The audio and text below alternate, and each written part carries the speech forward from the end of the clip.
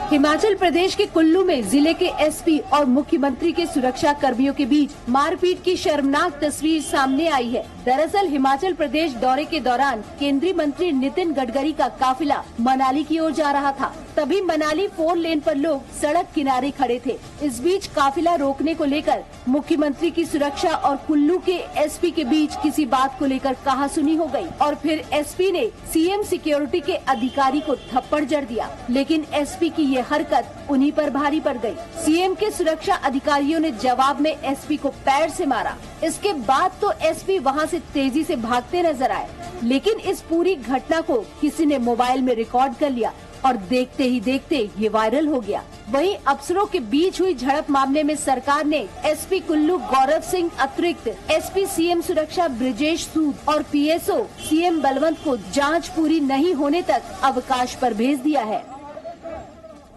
बिहार में बागमती नदी कहर ढा रही है तो बंगाल की झूमी नदी का पानी कस्बों में बह रहा है। ये बिहार के मुजफ्फरपुर में बागमती नदी का सैलाब है। पूरा इलाका पानी में डूबा है। हर साल बारिश के मौसम में बागमती नदी पर बना कॉपर बांध बह जाता है। अब जमीन के कटाव को रोकने के लिए तटबंध बनाए जा रहे हैं, तो कहीं पर स्थानीय लोग तेज बहाव को रोकने की कोशिश कर रहे हैं। खतरा बढ़ रहा है, लिहाजा कोई कच्चे घर की छत मजबूत कर रहा है तो कोई नाव बनाने की तैयारी में जुटा है। बिहार ही नहीं, पश्चिम बंगाल में भी कई जगह बाढ़ के हालात हैं। पश्चिमी मिदनापुर में झूमी नदी का जलस्तर बढ़ने की वजह से आसपास के रिहायशी इलाकों में भी पानी भर गया है। सड़कें दिखाई नहीं दे रही, दुकानों में भी पानी भर गया है। निचले इलाकों में बने घरों की एक मंजिल पानी में है। सड़कों पर इतना ज्यादा पानी है कि अब लोग नाव का इस्तेमाल करने लगे हैं। ये तस्वीर झारखंड की राजधानी रांची के धुरवा डैम की है, जहां एनडीआरएफ की टीम लगातार मॉक ड्रिल कर रही है। बिहार में लगातार बारिश से समस्तीपुर, नालंदा समेत कई इलाकों में बाढ़ जैसे हालात हैं। लगातार बारिश के बाद बिहार के कई जिलों में इस वक्त यही हालात है। ये है समस्तीपुर। लगातार बारिश की वजह से नदी नहरों का जलस्तर बढ़ गया है, जिसमें वेती नदी पर बना एक अस्थायी पुल तेज बहाव के साथ बह गया। संपर्क टूट गया है। अगर किसी को ये रास्ता पार करना है तो इन लोगों की तरह जान जोखिम में डालनी होगी। बिहार के नालंदा की ही तस्वीर देख लीजिए। नालंदा में लगातार हुई बारिश से जिले के कई इलाकों में बाढ़ के जैसे हालात बन गए हैं। पानी का स्तर कितना ज्यादा है, ये घर मकान देखकर अंदाजा लगाया जा सकता है। लोग छत पर रहने को मजबूर हो गए हैं और अब तक यहाँ कोई मदद नहीं पहुँची है। नालंदा में एक स्थानीय नदी का तटबंध टूटने से इलाके के कई गांवों में पानी भर गया है। सिर्फ यहाँ घर में रखा अनाज ही नहीं, बल्कि खेतों में लगी फसल भी बर्बाद हो चुकी है। छिंदवाड़ा के वाटरफॉल में फंसे एक परिवार को सुरक्षित बचा लिया गया है। तस्वीरें मध्य प्रदेश के छिंदवाड़ा की है, जहां घोघरा वाटरफॉल में एक परिवार फंस गया। घोघरा वाटरफॉल में नागपुर के एक परिवार के करीब 10 लोग पिकनिक मना रहे थे। तभी अचानक झरने में पानी बढ़ गया और पूरा परिवार तेज बहाव में फंस गया। खतरे के बीच सुरक्षित किनारे तक पहुंचना मुश्किल था, क्योंकि पानी का बहाव इतना तेज था कि किसी को भी अपने साथ बहा ले जाए। किसी तरह ये लोग झरने के पास टापू पर पहुंचे। प्रशासन को बीच टापू में 10 लोगों के फंसे होने की जानकारी मिली, जिसके बाद रेस्क्यू टीम मौके पर पहुंची। कई घंटे बाद सभी को सुरक्षित निकाला गया। 10 लोगों में कुछ महिलाएं और छोटे बच्चे भी शामिल थे। जानकारी के मुताबिक पहले वाटरफॉल में पानी का बहाव कम था, लेकिन उसके बाद अचानक आए बाढ़ के पानी से मुश्किलें बढ़ गईं। पन्ना टाइगर रिजर्व से एक बाघिन के अपने बच्चों के साथ प्यार की खूबसूरत तस्वीरें सामने आई। एक बाघिन की अपने शावकों से दुलार की आपने शायद ही कभी इतनी सुंदर तस्वीर देखी होगी। पानी में बैठी बाघिन के पास पहले एक शावक होता है। बाघिन उसे दुलार कर रही है, तभी दूसरा शावक भी आ जाता है और दोनों अपनी माँ के साथ खेलने लगते हैं।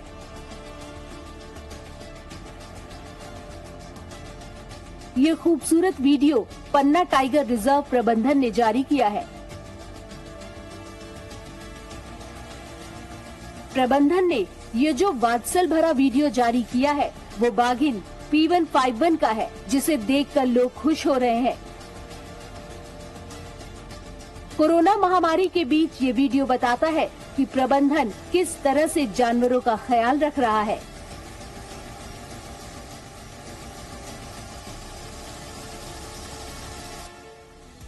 दुनिया में कोरोना के नए वेरिएंट डेल्टा प्लस के 205 मामले मिले। देश में कोरोना के नए वेरिएंट डेल्टा प्लस के मरीजों की संख्या बढ़कर 40 हो गई है। देश में 45,000 ज्यादा सैंपल की जांच के बाद डेल्टा प्लस के 40 मामले पाए गए हैं। भारत में पहला मामला 5 अप्रैल 2021 को महाराष्ट्र में मिला था। अकेले महाराष्ट्र में डेल्टा प्लस के कुल 21 मामले सामने आ चुके हैं। केंद्र सरकार ने डेल्टा प्लस को वेरिएंट ऑफ कंसर्न घोषित किया है। डेल्टा वायरस से ही डेवलप किया है, इसलिए लोगों को ये चिंता रहती है कि अगर इसके केसेस अब बढ़ रहे हैं तो हो सकता है कि ये ज्यादा इन्फेक्शियस हो सकता है कि ये मोर्टेलिटी भी ज्यादा करे, हॉस्पिटलाइजेशन भी ज्यादा करें, इसलिए अभी सतर्क रहना ज्यादा जरूरी है।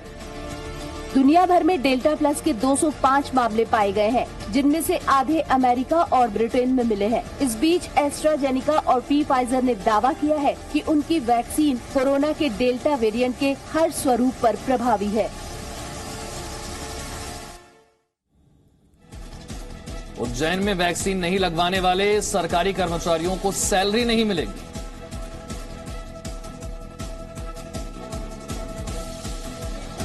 कोरोना की तीसरी लहर आए या फिर कोरोना दुनिया में तबाही मचाए, लेकिन हम नहीं सुधरेंगे। जरा इन तस्वीरों को देखिए कैसे मुंबई और पालघर के लोग कोरोना की तीसरी लहर को न्योता दे रहे हैं। पालघर के आशेरी किले में ये भीड़ पिकनिक मनाने पहुंची है। हजारों लोगों की भीड़ जमा है और किले तक पहुंचने वाला रास्ता ही जाम हो गया है। इतनी भीड़ है कि आदमी 1 इंच भी आगे खिसक नहीं पा रहा है। जहां तक नजर जाए इंसान ही इंसान नजर आ रहे हैं। कोरोना से सबसे ज्यादा प्रभावित महाराष्ट्र ही था। सबसे लंबा लॉकडाउन भी महाराष्ट्र में ही लगाया गया, लेकिन लोग अब भी समझने को तैयार नहीं।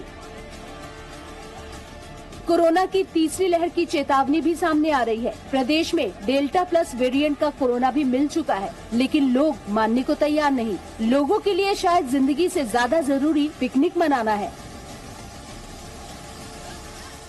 और अब आज की सबसे बड़ी खबर, जम्मू कश्मीर पर आज प्रधानमंत्री की सर्वदलीय बैठक होने वाली है।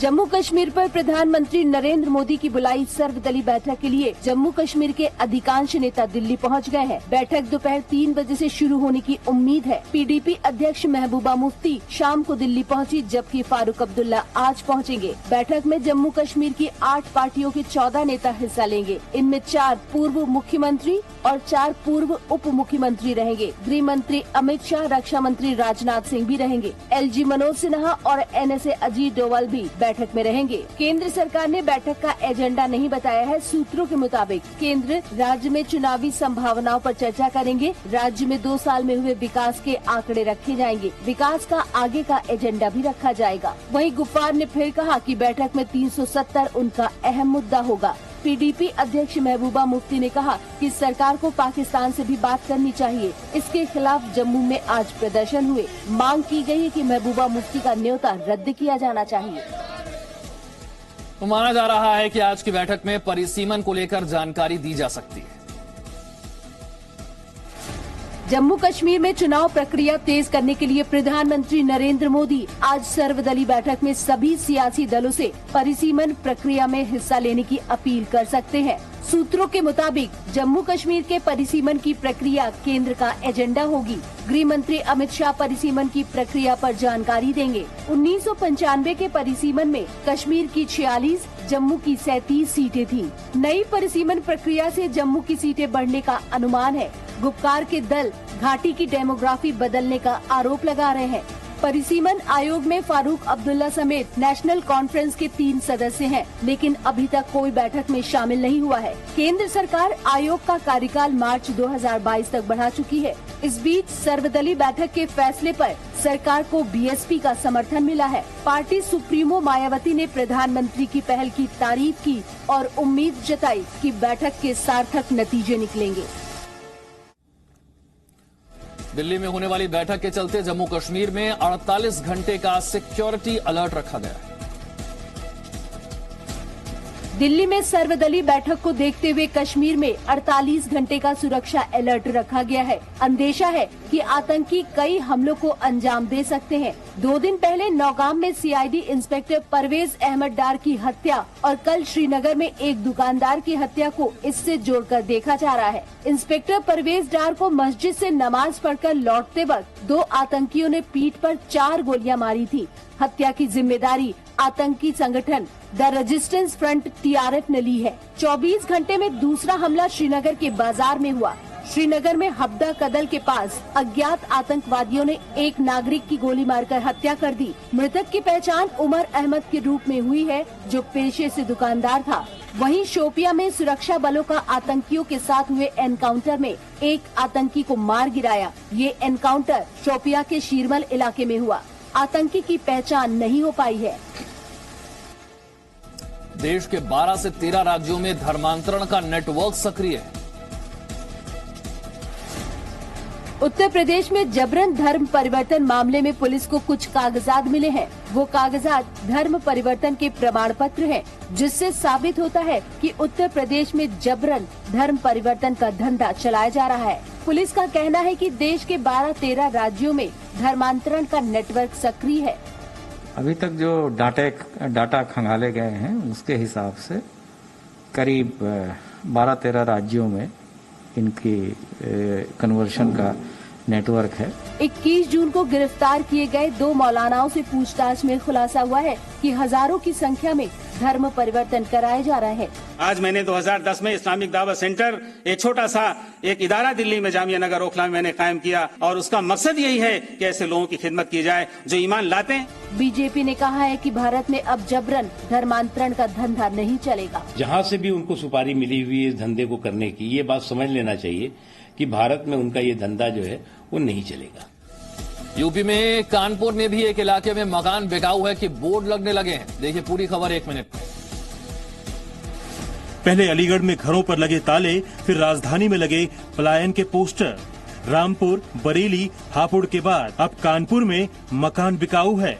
ये पलायन की कैसी बेबसी है या फिर कोई साजिश जो शहर शहर नजर आ रही है, क्योंकि ये कोई पहला मामला नहीं है।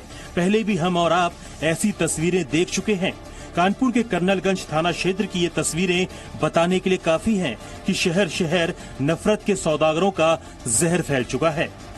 आरोप है कि धर्म विशेष के कुछ लोगों के आतंक ने कर्नलगंज थाना क्षेत्र की इन तंग गलियों में रहने वाले 8 से 10 हिंदू परिवारों को डर और दहशत से भर दिया है। डर इतना कि ये परिवार क्षेत्र से पलायन करने को मजबूर हो गए, घर पर लिखने को मजबूर हो गए कि उनका मकान बिकाऊ है। पलायन को मजबूर पीड़ित परिवारों का कहना है कि यहाँ आए दिन छेड़छाड़ की घटनाएं होती है, विरोध करने पर मारपीट की जाती है। साथ ही आरोप ये भी कि उनके ऊपर धर्म परिवर्तन करने का दबाव बनाया जा रहा है। यूपी चुनाव के पहले राजनीतिक उठापटक के संकेत भी मिलने लगे। प्रगतिशील समाजवादी पार्टी के अध्यक्ष शिवपाल यादव ने 2022 में यूपी विधानसभा चुनाव के लिए समाजवादी पार्टी के साथ गठबंधन के संकेत दिए हैं। शिवपाल यादव ने जी न्यूज से खास बातचीत में कहा है कि अगर समाजवादी पार्टी उनसे बात करती है तो वो इसके लिए तैयार हैं। जब समाजवादी पार्टी के लोग बात करेंगे हम बात उनसे कर लेंगे। हाँ, बातचीत के लिए तैयार। इससे पहले निषाद पार्टी के अध्यक्ष संजय निषाद ने बीजेपी से उन्हें यूपी में उप मुख्यमंत्री पद का चेहरा बनाने की मांग की। हमारे लोग मुख्यमंत्री हमको अपने दिल में डॉक्टर संजय को मुख्यमंत्री देखना चाहते हैं, तो मैंने तो सरकार भारतीय जनता पार्टी को मैसेज दे दिया कि डॉक्टर संजय के चेहरे पर उत्तर प्रदेश का नया मुख्यमंत्री बनाया जाए, उप मुख्यमंत्री पेश किया जाए। अभी 2022 में देखिए कैसे सरकार बनती है। हालांकि इस बयान के बाद संजय निषाद ने मुख्यमंत्री योगी आदित्यनाथ और डिप्टी सीएम केशव प्रसाद मौर्य से भी मुलाकात की। पंजाब कांग्रेस में चल रही कलह पर दिल्ली में बात नहीं बन पाई। पंजाब कांग्रेस में कलह पर दिल्ली में भी सुलह नहीं हो सकी। नवजोत सिंह सिद्धू से जारी विवाद को सुलझाने के इरादे से पंजाब के मुख्यमंत्री कैप्टन अमरिंदर सिंह कल दिल्ली में थे। सूत्रों के मुताबिक कैप्टन अमरिंदर सिंह कांग्रेस अध्यक्ष सोनिया गांधी और राहुल गांधी से मुलाकात किए बिना चंडीगढ़ लौट गए। हालांकि कांग्रेस नेता हरीश रावत का कहना है कि पंजाब कांग्रेस में जारी कलह को जल्द ही सुलझा लिया जाएगा। जी, मैं ये कहूँगा कि हम समाधान की ओर बहुत तेजी से बढ़ रहे हैं और हमारी कोशिश है कि बरसातें शुरू होने से पहले यह समाधान निकला। पंजाब कांग्रेस अध्यक्ष का दावा है कि पंजाब कांग्रेस के विवाद को मध्य प्रदेश और राजस्थान का विवाद नहीं बनने दिया जाएगा। पीसीसी प्रधान के तौर पे मैं आपको गारंटी दे सकता हूं कि पंजाब को राजस्थान नहीं बनने दिया जाएगा, पंजाब को मध्य प्रदेश नहीं बनने दिया जाएगा। पार्टी ने वहां से सबक सीखा है। जो मसले हैं अंदरूनी तौर पे बैठ के हल किए जाएंगे। लाहौर में हुए ब्लास्ट में 3 लोगों की मौत हो गई। पाकिस्तान में लाहौर के जौहर टाउन में आतंकवादी संगठन लश्कर ए तैयबा के सरगना हाफिज सईद के घर के पास जोरदार धमाका हुआ। इस विस्फोट में 3 लोगों की मौत हो गई, जबकि करीब 15 लोग घायल हैं, जिनका जिन्ना अस्पताल में इलाज चल रहा है। धमाका इतना जबरदस्त था कि आसपास की इमारतों के शीशे टूट गए और कई वाहनों को नुकसान पहुंचा। एक चश्मदीद के मुताबिक मोटरसाइकिल में बम रखा गया था। मोटरसाइकिल के अंदर एकदम जब हम इधर से इंटर हुए, इधर से मोटरसाइकिल फटी है। पुलिस जांच कर रही है कि बम रिमोट से संचालित था या सुसाइड बॉम्बर ने इस धमाके को अंजाम दिया है। अब तक बम धमाके की किसी आतंकी संगठन ने जिम्मेदारी नहीं ली है। बताया जा रहा है कि कुछ दिन पहले ही हाफिज के घर को जेल में तब्दील किया गया था, जिसके बाद से कोट लखपत जेल से हाफिज अपने घर आता जाता था। ये साफ नहीं हो पाया कि धमाके के वक्त हाफिज अपने घर में था या नहीं। Presenting B News app available on Google Play and App Store. Download it now.